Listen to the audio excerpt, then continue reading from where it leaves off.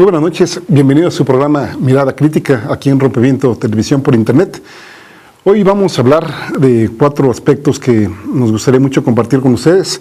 Primero que nada, recientemente se cumplió el 4º aniversario de los sucesos de la discoteca News Divines, un suceso trágico que tuvo lugar aquí en la Ciudad de México. En el segundo bloque vamos a hablar de las elecciones en Grecia. En el tercer bloque de la reunión del G20 que acaba de pasar aquí en Los Cabos, en Baja California. Y por último, pues dado que ya estamos, que el próximo domingo ya tenemos las elecciones del 1 de julio aquí en el país, pues quisiéramos dar algunos elementos de reflexión para ustedes, compartirlos. Pues ya digamos el último toque que se puede dar, dado que el siguiente programa pues ya va a ser después de las elecciones. También quisiera comentar con ustedes los sucesos que están teniendo lugar en Paraguay, en donde el presidente Fernando Lugo fue destituido en lo que ahora se considera una especie de golpe de Estado, pues casi cameral, porque las 2 cámaras, primeramente la de diputados y luego la de senadores, lo que sonaría ese anglicismo de un fast track, en 2 días lo sentenciaron, lo juzgaron y lo destituyeron ahí en Paraguay, a raíz de los sucesos que tuvieron lugar en una finca en donde hubo pues varias personas muertas, hubo 12 personas muertas, varios campesinos y algunos policías, y a raíz de esta situación, pues la derecha que ha estado por ahí desde que llegó Lugo al poder, pues ha estado presionando muchísimo para que Lugo solamente estuviera en la presidencia, pero hasta la fecha prácticamente no se había sentado en el poder, como diríamos algunos de nosotros. El hecho es muy grave, de hecho los presidentes y los cancilleres de la UNASUR no van a reconocer al gobierno paraguayo, y vamos a ver cómo se da este encuadre que se tiene en una situación en donde varios países están próximos a tener elecciones presidenciales. Tenemos el caso, por supuesto, de México, el caso de Estados Unidos, el caso de Venezuela, y esto viene a trastocar muchísimo, porque quién diría, ¿no? En una situación en donde desafortunadamente hubieron varias personas muertas, que costó la cabeza de varios ministros allá en Paraguay, pues también le cuesta el puesto a Fernando Lugo, y esto pues lo aprovecha la derecha, pareciera ser, insisto, en una especie de revancha, en una especie de situación que nos deja bastante preocupados aquí en México, o nos debería dejar bastante preocupados, porque por un lado nos habla de la impunidad con la que pueden actuar ciertos poderes fácticos, y también por otro lado necesariamente habría que contrastar con lo que sucede allá en Paraguay y con lo que sucede aquí. Aquí en México tenemos, por ejemplo, la cuestión de la guardería ABC. Ya mencionábamos el 4º aniversario de los sucesos de la discoteca News Divines, y aquí seguimos prácticamente en la impunidad absoluta, y allá en 2 días se hacen este tipo de situaciones.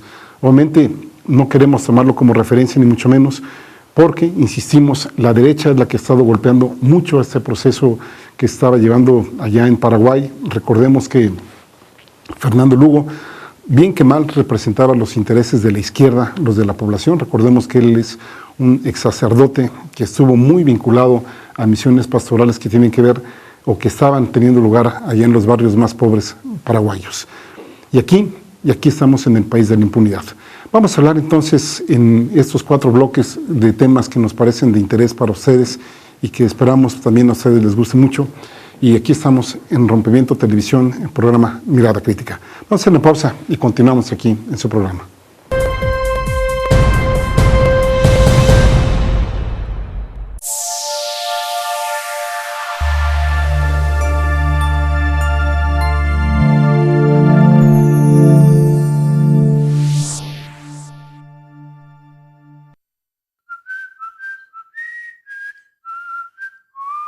Mexicanos y mexicanas, en México estamos ganando la guerra contra el narcotráfico, aunque no lo parezca.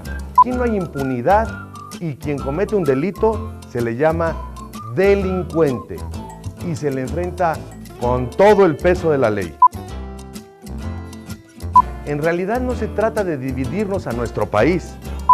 Yo ni los veo ni los oigo, porque ni nos beneficia ni nos perjudica, sino todo lo contrario. Si me preguntan sobre el precio de la tortilla, pues no lo sé. No soy la señora de la casa. Mi propuesta es muy clara.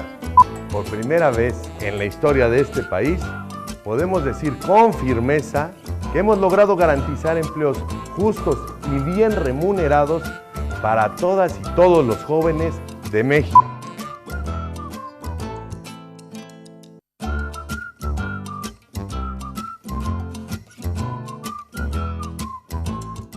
Muchas gracias.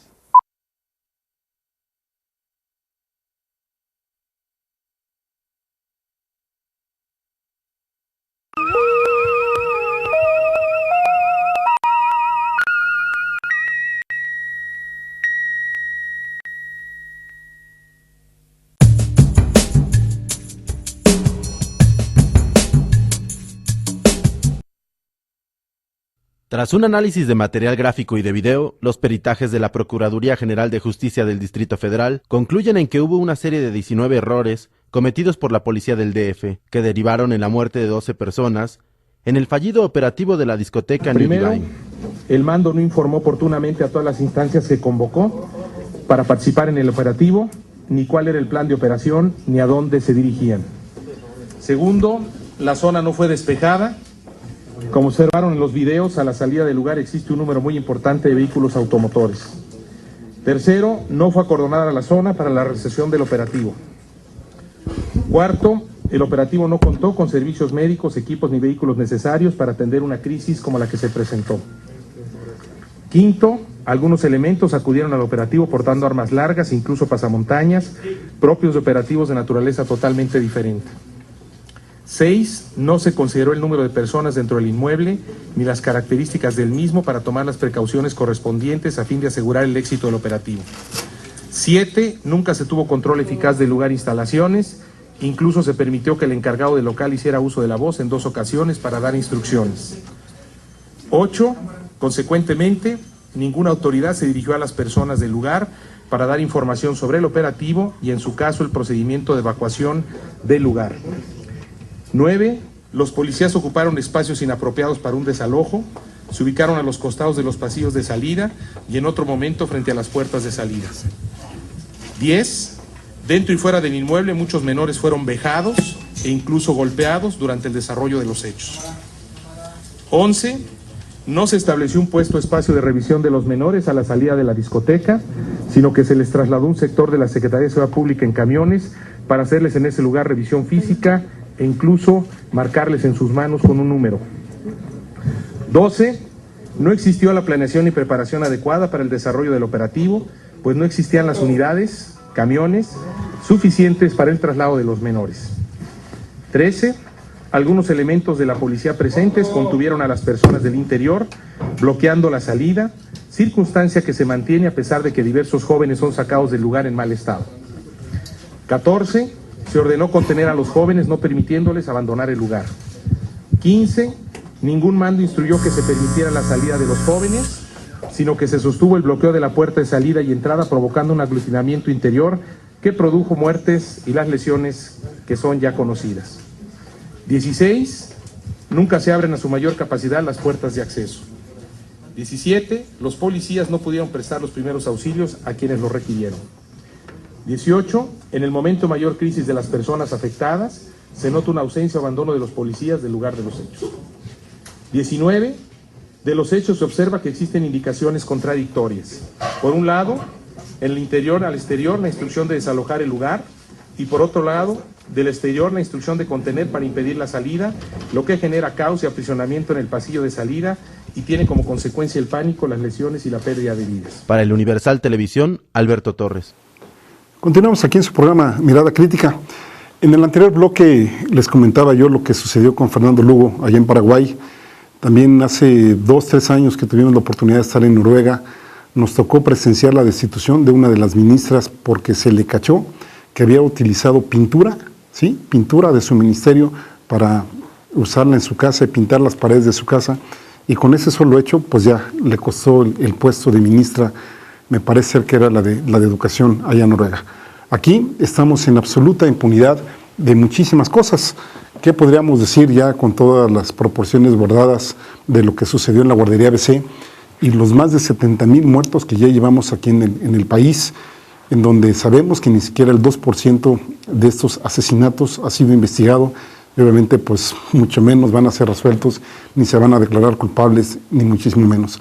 Además de la violencia directa que tenemos aquí en México, tenemos una violencia estructural a todas luces y eso hace que la impunidad siga reinando aquí en el país, ¿no? Aquí la gran pregunta, y ahora a raíz de lo que sucedió hace 4 años en la guardería, en la discoteca News Divine, ¿qué funcionario está detenido por estos hechos? Se supone que vivimos en un Estado de Derecho, pero desafortunadamente vemos que esto solo se aplica a los ciudadanos de pie. Los funcionarios públicos parece ser que tienen, y vaya que si tienen un trato preferencial, porque de ellos no está absolutamente, digamos, consignado, detenido nadie. Algunos que fueron precisamente consignados, pues metieron amparos y todos están tan tranquilos como si nada. Imagínense ustedes un lugar de 120 metros cuadrados en los que había más de 650 personas. Estamos hablando de lo que sucedió el 20 de junio del 2008 y un operativo policial que dejó un saldo de 12 muertos, entre ellos 9 adolescentes fallecidos. Y ustedes imagínense la escena. Bueno, ya escuchamos el video, vimos el video que hizo el Universal a propósito de los 15 errores que se reconocieron por parte de las propias autoridades en este operativo. Fue prácticamente pues una situación inédita, a pesar de que ya habían habido algunos antecedentes, por ejemplo la discoteca Rebombo, esta que hubo allá en la colonia Juárez por insurgentes, y también, pues qué decir de las malas lenguas que dicen que estos operativos básicamente estaban destinados a extorsionar a la población adolescente. Hoy, junio de 2012, 4 años después de esa tragedia, solamente hay una persona en la cárcel, pero no es ninguno de los verdaderos responsables, sino un chivo expiatorio. Su nombre, Alfredo Maya Ortiz, que es el administrador del negocio, cuyo único pecado es no haber sido funcionario público. Insisto, para no pocos analistas, esta situación, este despliegue policíaco tenía que ver con la intención de extorsionar a población adolescente. Ya sabemos, en muchos estados de la República es así, y desgraciadamente, por lo menos hasta estas zonas o hasta estas épocas en el Distrito Federal, parece que no es ajeno a esto. Muchos policías, más que salvaguardar a la población, se dedican a extorsionarla, a detener borrachitos, a detener personas que cometen fallas administrativas, a sembrar algunas pues, fallas penales, judiciales, a quien no le han hecho algún peritaje adverso. Y estamos en un Estado de Derecho en donde desgraciadamente a veces es la palabra de ellos contra la palabra de nosotros. Y aquí, en el caso del administrador del negocio, parece ser que, pues, si bien es cierto que había un sobrecupo de lugar, se habla de que había más de 600 personas ahí, hay quien hablaba de que había 680 en ese momento, también parece ser que no se estaba permitiendo la venta de bebidas alcohólicas a menores de edad y aparentemente de una persona, de un menor de edad que sí efectivamente estuvo tomando cervezas allí en ese local, pues por ahí lo agarraron. Pero insisto, ¿cuáles de los funcionarios que ordenaron o participaron en ese operativo está en la cárcel? Hemos comentado varias veces que en México, desgraciadamente, a veces lo que sucede no es lo importante, sino que lo trascendente, digamos, la verdad jurídica, es lo que nos dicen que sucedió y no lo que realmente pasó. Tenemos el caso de la discoteca News Divine, en donde desde el principio los funcionarios del gobierno del Distrito Federal buscaron culpar a Maya Ortiz. ¿Cuántas veces oímos decir que él había sido el que había dado la orden de desalojar a los jóvenes del local a la llegada del operativo policial, que había atrancado las puertas, que servía a alcohol a menores de edad y que había permitido el sobrecupo del lugar? Pues por supuesto, él ni siquiera, digamos, arengó a los chavos a que se salieran del lugar, más bien los estaba controlando. Ya se sabe que él no fue el que, digamos, atrancó las salidas del lugar, sino que fueron 30 policías. Y obviamente, pues ahí, entre tanto jovencito, entre tanto muchacho, pues probablemente alguien sí que efectivamente estuvo tomado y que por ahí lo agarraron, ¿no? El hecho es que con el paso del tiempo hemos sabido que las acusaciones por parte de los funcionarios del gobierno del Distrito Federal son falsas. De hecho, este incidente tuvo muchos altercados, fue motivo de muchas fricciones entre el propio Marcelo Ebrard y en ese entonces pues el comisionado de Derechos Humanos del Distrito Federal. De hecho, fue la propia policía, como les decía, quien dio la orden de desalojo, y no fue el administrador el que pidió que arrancaran las puertas, sino que fueron los propios agentes. Imagínense ustedes, en este ambiente, pues se agazaparon, se tuvieron unos contra los otros, empezó a faltar el aire, y bueno, pues ya sabemos cómo se detuvo esta situación, o cómo paró esta situación, que insistimos, errores por todos lados hubieron en esta operación. Hoy sabemos que en la discoteca había un anuncio que señalaba que solo se servía cerveza, que de hecho era la única bebida disponible, y hay que insistir que había testigos que dicen que a los muchachos se les pediría que se identificaran con una credencial del IFE para poderles vender alguna cerveza, y pues, digamos, ese no era el punto clave para esta matanza que tuvo aquí lugar en esta discoteca. A Maya Ortiz finalmente se le acusó del grave delito de corrupción de menores, porque insistimos, pues parece ser que sí hubo un menor de edad, pero imagínense, uno entre 680, ¿cuántas veces hemos visto en otros estados de la República, aquí mismo en el Distrito Federal, en el Estado de México, pues chavitos de 13, 14 años totalmente ebrios, y que bueno, pues desgraciadamente ahí está, ¿no? Así que, pues hoy estamos a 4 años de estos trágicos sucesos de esta discoteca, y también la gran pregunta que planteamos y que le reflexionamos a ustedes: ¿cuántas discotecas hay aquí en el país, no solo en el Distrito Federal, sino en los demás estados de la República? ¿Cuántos, digamos, tienen las medidas necesarias, digamos, para salvaguardar la integridad de las personas que acuden aquí? Creemos que muy pocas. Tenemos un país, desgraciadamente, muy corrompido, absolutamente corrupto en muchos sentidos, y ahí están muchos funcionarios y policías que, en vez de resguardar la población, en vez de preservar el bienestar de la gente, simple y sencillamente están ahí para cuando se cometan las fallas y en ese momento empezar su extorsión. Vamos a hacer una pausa y continuamos aquí en su programa Mirada Crítica.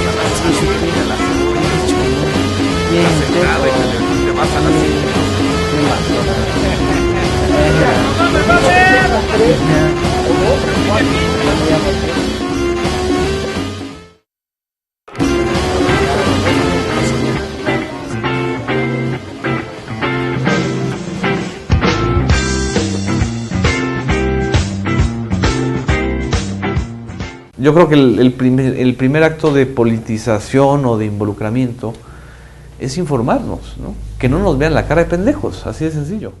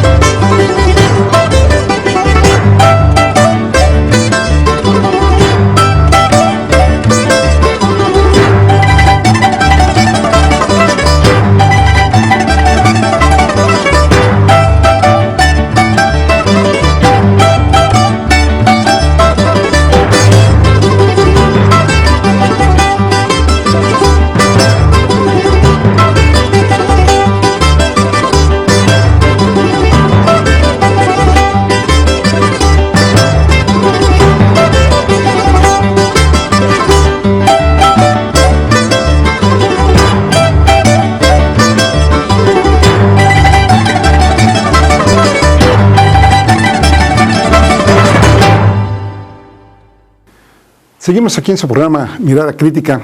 En este bloque quiero compartir con ustedes algunas reflexiones de lo que está sucediendo en Grecia, este maravilloso país, como seguramente podrán ustedes haber visto en este documental con el tema de Mikis Theodorakis, que se llama Zorba, el griego. Hubo elecciones que pareciera ser que están llevando a Grecia a una tragedia griega, valga la expresión. El Partido Nueva Democracia, que es de derecha, que favorece planes de ajustes de la Unión Europea para que este país siga perteneciendo a la zona euro, obtuvo 30% de las votaciones en las pasadas elecciones legislativas. Este partido va a gobernar junto con el PASOK, que es el Partido Socialista Panhelénico, que también está en pro de la austeridad y de la Unión Europea, que tuvo 12.5%, ¿no? Imagínense ustedes un partido de derecha gobernando con un partido socialista y metiendo a Grecia pues en una situación de verdad nada envidiable y que guarda muchos paralelismos con la situación que estamos viviendo aquí en México, y lo vamos a ver por qué, porque precisamente tiene que ver con la campaña de miedo que tuvieron allá los griegos antes de estas votaciones, que recordemos que ya había habido algunas.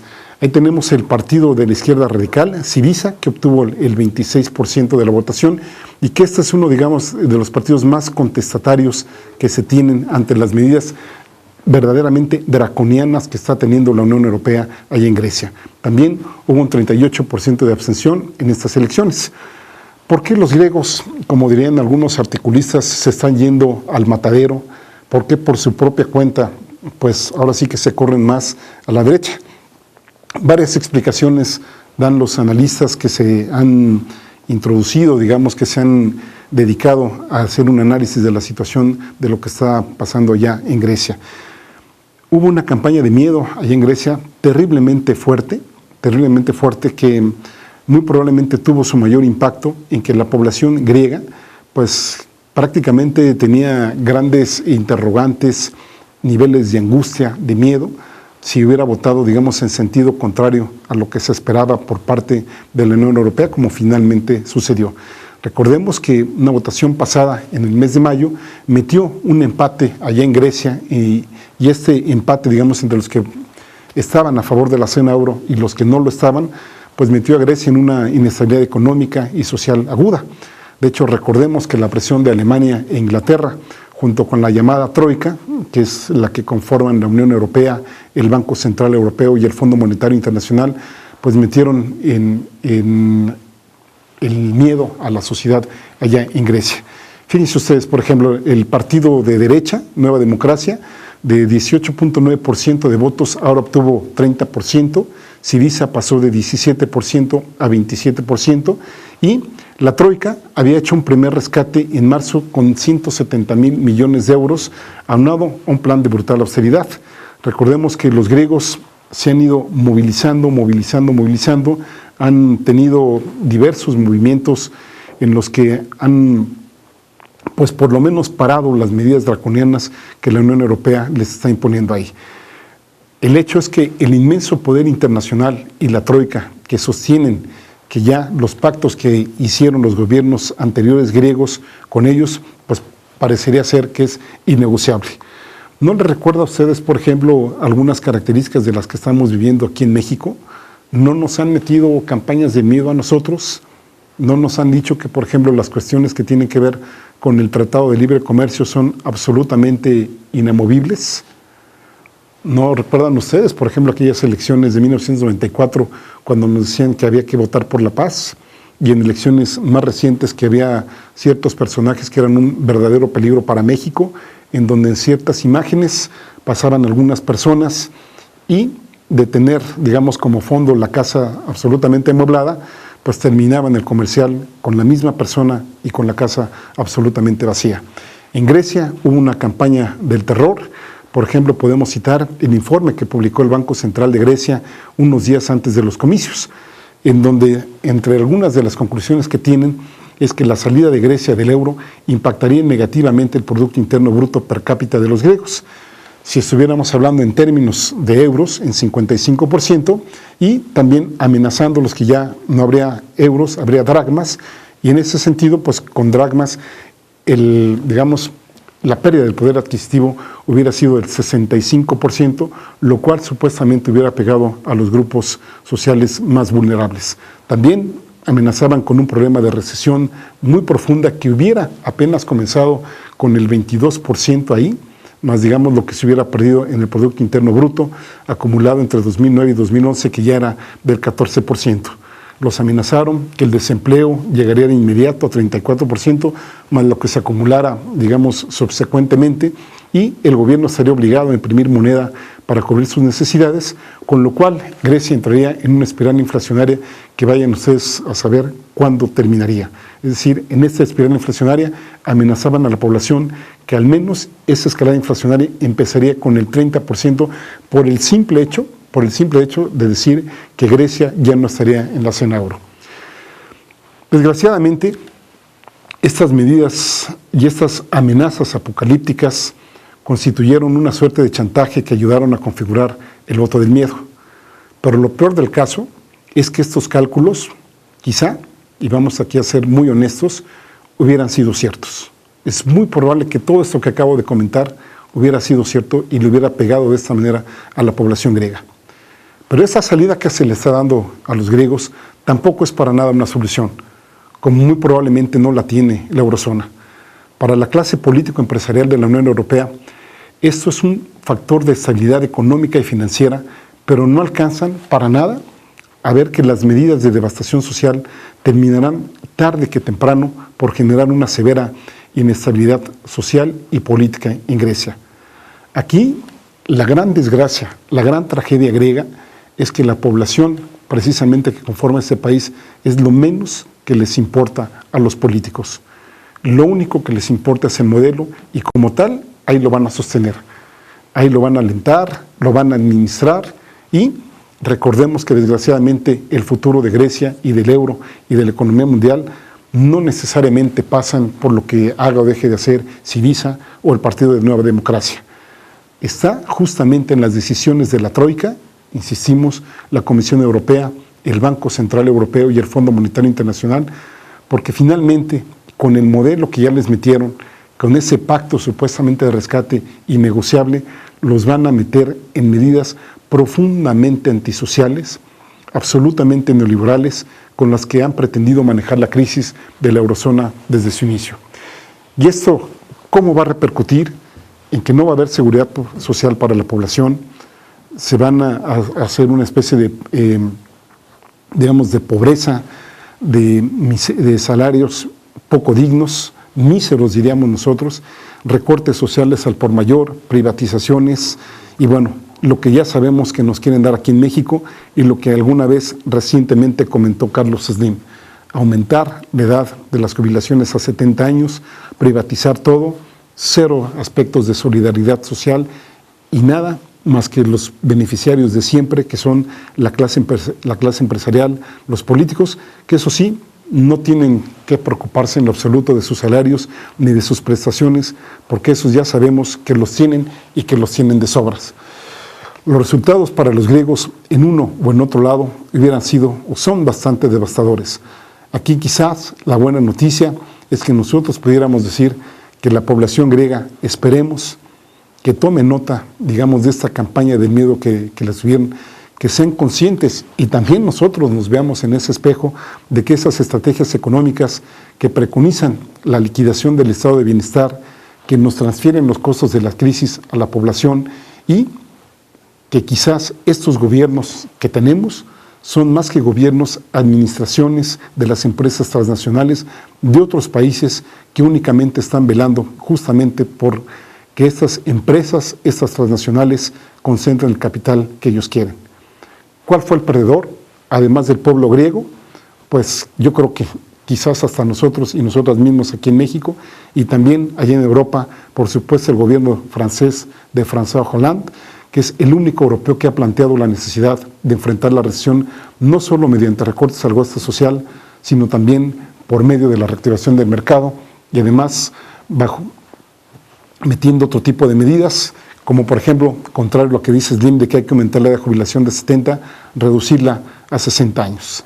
Ojalá la población griega reflexione, ojalá se organice y ojalá nos veamos en ese espejo, porque no tardamos en vernos en una tragedia griega también. Vamos a hacer una pausa y continuamos aquí en su programa Mirada Crítica.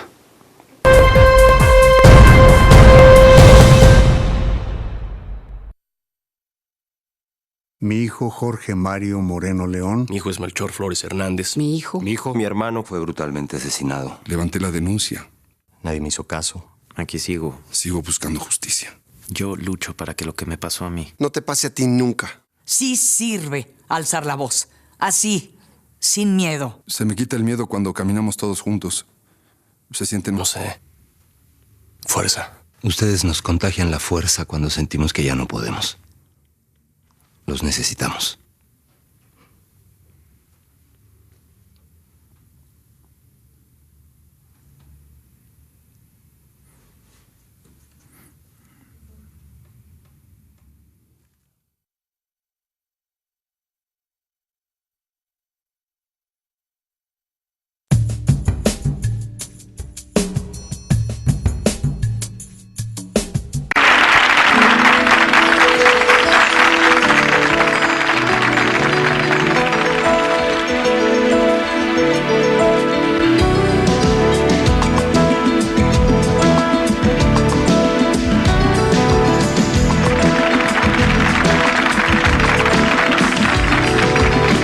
Disculpe el señor si le interrumpo, pero en el recibido hay un par de pobres que preguntan insistentemente por usted.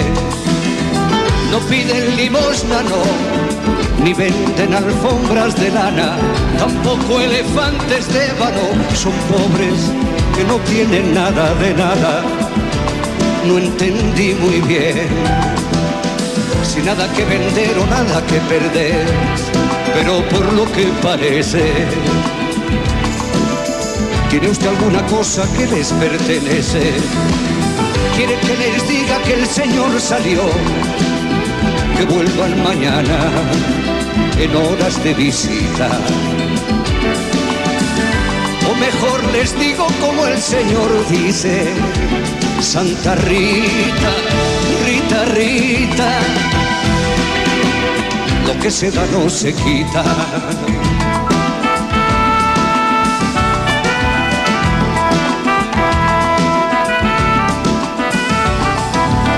Disculpe el señor, se nos llenó de pobres el recibidor y no paran de llegar.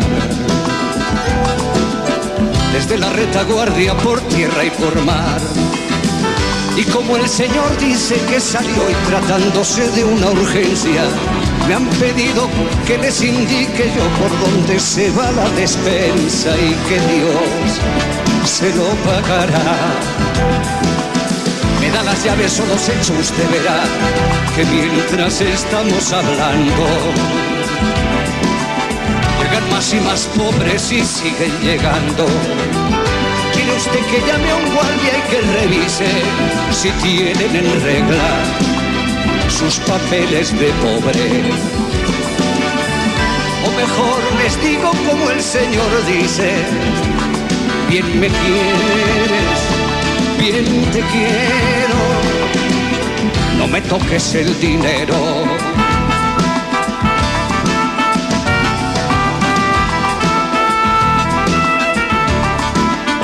Disculpe el señor, pero este asunto va de mal en peor. Llegan a millones y curiosamente vienen todos hacia aquí. Trate de contenerles, pero ya ve, han dado con su paradero. Estos son los pobres de los que le hablé, me dejo con los caballeros. Y entiéndase usted, si no manda otra cosa me retiraré. Si me necesita llame, que Dios le inspire o que Dios le ampare, que esos no se han enterado que Carlos Marx está muerto y enterrado.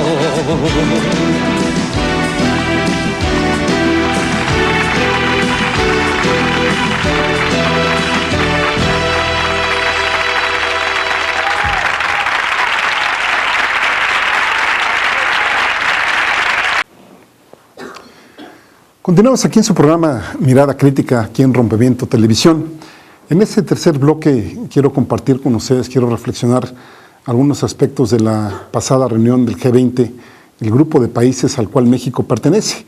Ahí están, pues obviamente, los que se supone concentran entre un 80 y un 90% del Producto Interno Bruto.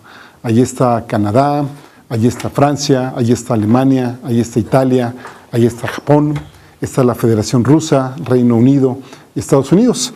Obviamente estos son los del G8, más otra serie de países como por ejemplo Argentina, Australia, Brasil, China, India, Indonesia, Arabia Saudita, Sudáfrica, Sudcorea, Turquía, la Unión Europea y por supuesto nosotros. Esta reunión del G20 para varios analistas fue muy precipitada, no cumplió ni siquiera el año con la que se tuvo con la anterior reunión.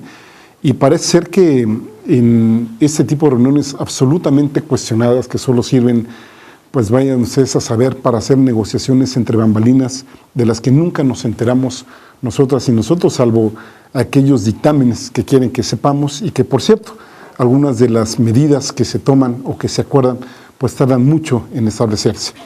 Parece ser que el G20 por fin tuvo una medida concreta de salvación. Esa, digamos, sería la buena noticia.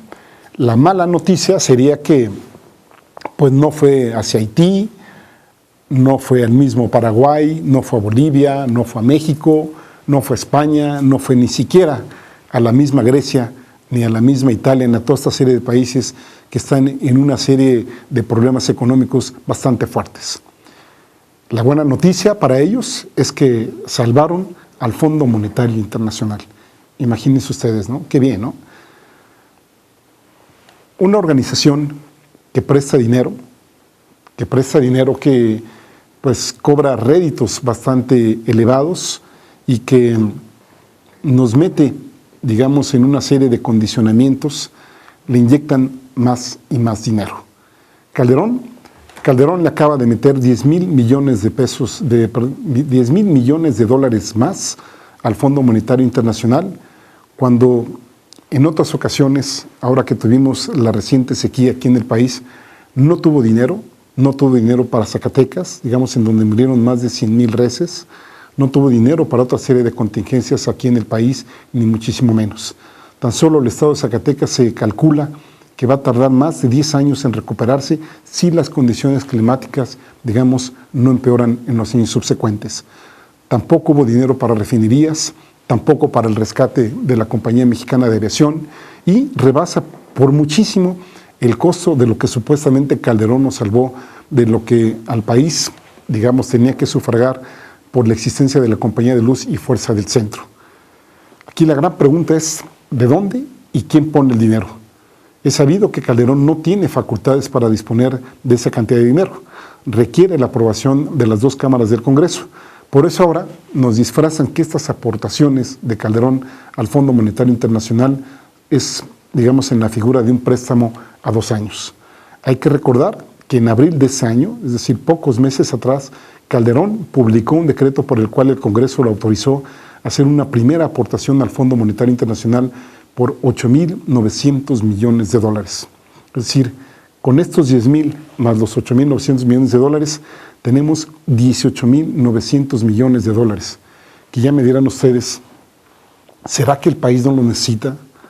¿Será que es más urgente para el país tener poquitito más de capacidad de voz y voto en el Fondo Monetario Internacional que atender los rezagos agrarios en México, que atender los rezagos por carencias de agua, por desnutrición, por enfermedades infecciosas que aquejan el país, por toda la inseguridad que vivimos, por toda la impunidad que hay? Insisto, por todo el desempleo que tenemos, pareciera ser que las prioridades son otras, ¿no? Pareciera ser que Calderón se pone del lado de los ricos, no sabemos si ya está pensando en su retiro, no sabemos si ya empieza a hacer favores tipo los que hizo en su momento Ernesto Zedillo, que ya ven que ahí lo vemos pues como miembro de los consejos de administración de muchas empresas de gran peso internacional.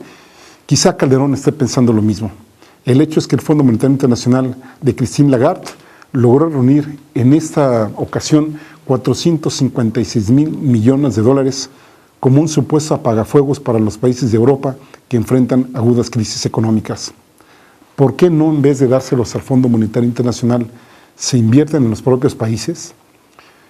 Es como si decir que si nosotros le debemos al banco, en vez de que el gobierno, digamos, nos preste dinero a nosotros para que le paguemos al banco, ese dinero se lo dan al banco, el banco tiene lo que ya le dieron, más aparte tiene la deuda de nosotros y esa nosotros la tenemos que seguir pagando.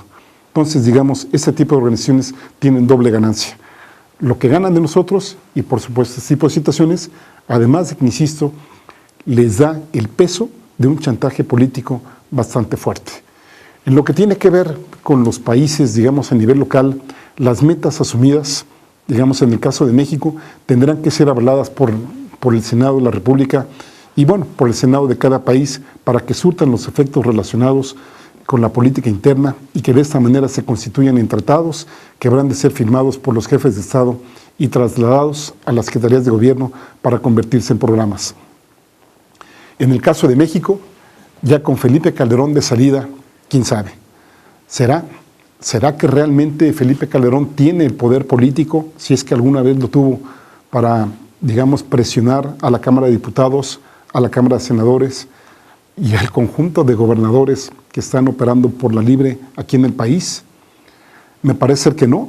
Me parece ser que el propósito de Calderón de organizar esta reunión del G20 aquí en Los Cabos era justamente ponerse en el tintero de los grandes empresarios, de otros mandatarios, quizá pensando ya en la salida del país, porque vemos muy difícil que Calderón pueda quedarse aquí en México. Quizá esté buscando asesorías, clases, consultorías o lo que ustedes quieran y pues se quiera congraciar bien con los grandes capitales mundiales. Hay que hacer hincapié en que la declaración final llamada Plan de Acción de Los Cabos, pues si bien es cierto que tiene un compromiso de promover el crecimiento y el empleo, obviamente pues no establece ni el cómo ni mucho menos, sino que pareciera ser que, digamos, si ustedes le dan una lectura a este documento, tiene más importancia en este documento la estabilidad financiera que otro tipo de situaciones. Hay que recordar que la reunión del G20 también tuvo una serie de características muy importantes que pareciera ser limitaron los acuerdos, que, digamos, si hacemos un sumario, parecería ser que el máximo logro que tuvo esta reunión fue capitalizar al Fondo Monetario Internacional. Pero ¿qué pasó, por ejemplo, entre los reclamos de las distintas economías, entre el que tiene que ver, por ejemplo, la Unión Europea con Estados Unidos? Hay que recordar que el primer ministro de Canadá y el secretario general de la Organización del Comercio de los Países Desarrollados manejó que sus países no venían aquí a tomar clases de economía, ni a que les dieran clases de administración, ni mucho menos. Y cuando hubo ciertos reclamos por parte, digamos, de países latinoamericanos y del propio Estados Unidos, de que los problemas en Europa estaban muy fuertes, pues nada más nos dieron el golpe que precisamente las crisis actuales y las pasadas no se originaron en Europa, sino precisamente en Estados Unidos. Obviamente, aquí tuvimos la conformación de dos bloques, los que quisieron mantener los estímulos fiscales e incluso incrementarlos, y los que se iban por reducir el endeudamiento público y limitar el déficit fiscal a niveles sostenibles en el largo plazo, que esta finalmente fue la postura que ganó. Y que, pues ya sabemos que nos dejan, al igual que Grecia, digamos, quizá sin, digamos, la severidad con que están sometiendo este país, pues sí que a nosotros nos va a impactar en el control de gasto público, en la reducción de beneficios sociales, etcétera, etcétera. Nada más habría que recordar que la zona euro está nuevamente en peligro de recesión y que esta recesión muy probablemente se puede expandir a todo el mundo, con lo cual nosotras y nosotros como trabajadores estamos bajo amenaza de tener más inestabilidad, de que caiga nuestro poder de compra y que desgraciadamente sigamos cargando el precio de la crisis, una crisis que no originamos, pero que sí pagamos, llámese el país del que se trate. Vamos a hacer una pausa y continuamos aquí en su programa Mirada Crítica.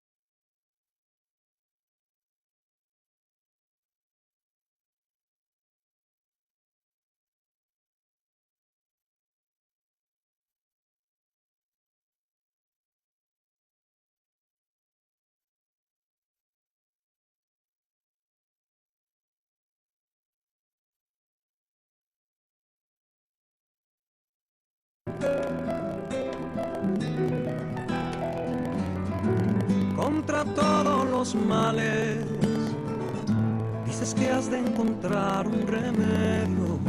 Será porque no sabes que no paga esta sangre su precio, no justifica el medio, el fin que estás buscando. No existen cementerios para tantos.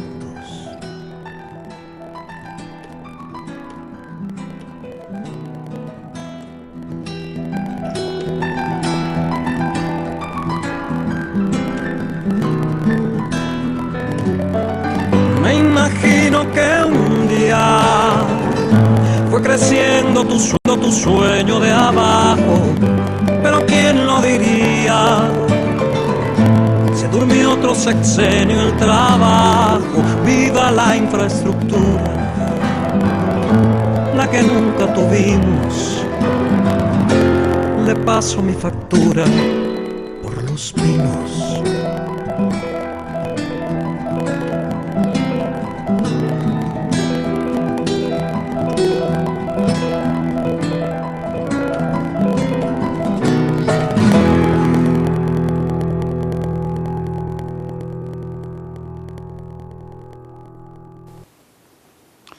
El próximo domingo 1 de julio, en México vamos a tener elecciones presidenciales y también para diversos cargos de elección popular.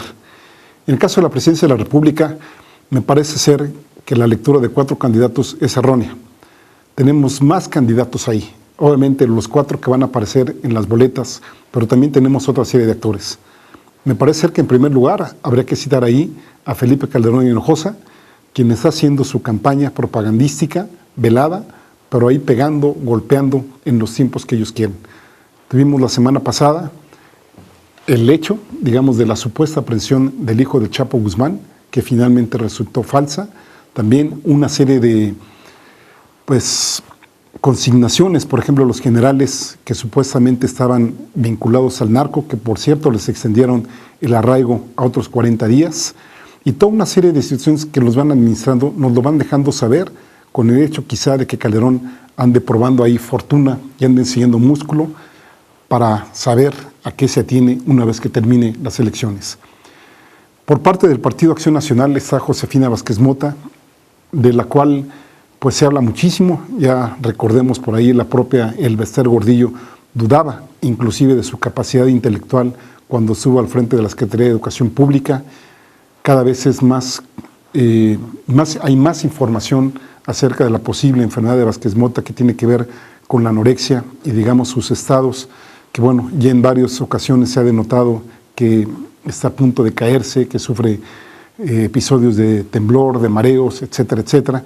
Y también, cómo no recordar aquellas ocasiones en que Vázquez Mota escribió, de alguna forma elogiando a la dictadura de Pinochet y también señalando que a los pobres había que llamárseles personas incapaces de generar riqueza propia. Una serie de dislates que ha tenido Vázquez Mota, que se autodefine como la candidata diferente, como una presidente que sería distinta, pero no sabemos distinta a qué.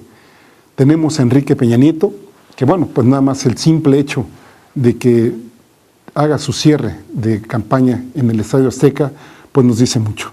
Sabemos que los dueños del Estadio Azteca son las personas de Televisa, el consorcio de Televisa, y qué mejor muestra que decir, pues que Peña Nieto ahí tiene su nicho y tiene una serie de empresarios que están detrás de él, que lo han hecho un producto comercial, un producto electoral, muy probablemente para que ahí siga cuidando sus intereses.